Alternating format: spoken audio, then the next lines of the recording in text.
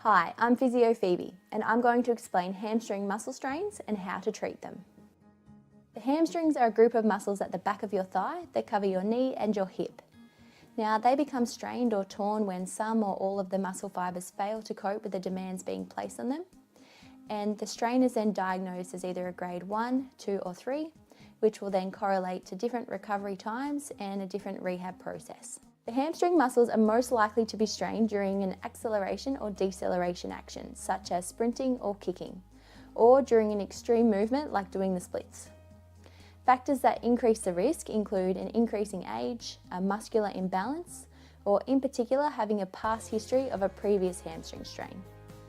It usually starts with a sudden onset of pain in the hamstring area, and you may feel a popping or a snapping sensation.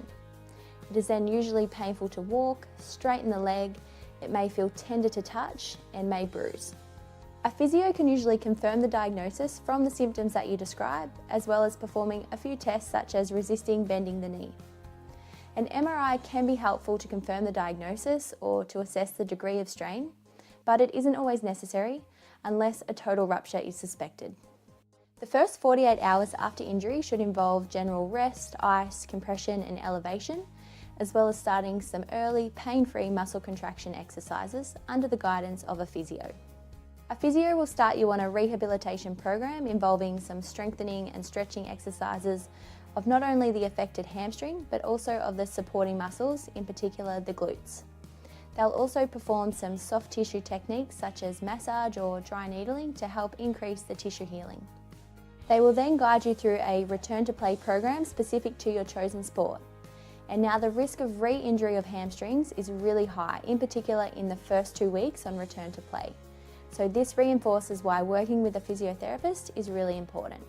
So to find a physio in your area of Australia or New Zealand, you can search on the Find a Physio section of my website at physiophebe.com.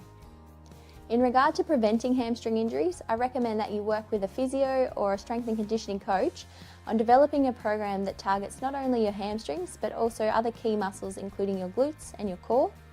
And one of my favourite starting exercises is a basic bridge. So this involves laying on your back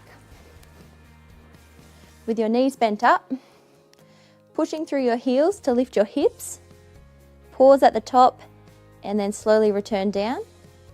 Repeat this 10 times, 2 sets, 5 days a week as a starting point. For applying ice, I really like the LP Support ice bags that come with a wrap, so you can wrap it around your thigh and it just leaves your hands free to do other things. And then compression sleeves or a compression bandage like this will be helpful to minimise the swelling. So I'll put a link to my LP Support product selection guide, which will show you all the things I recommend for hamstring strains. There are several factors that can affect return to play for each grade of injury, so this should really be individually guided by a physio. But as a rough guide, the recovery time for a grade 1 strain is up to 3 weeks, a grade 2 is up to 8 weeks, and for a grade 3 it's more like 12 weeks, and in severe cases they may require surgery. For more specific rehab exercises, you can check out my hamstring rehab guide at physiophebe.com. And remember to sign up to my mailing list or follow me on Facebook or Instagram at Physio Phebe for more free regular physio tips.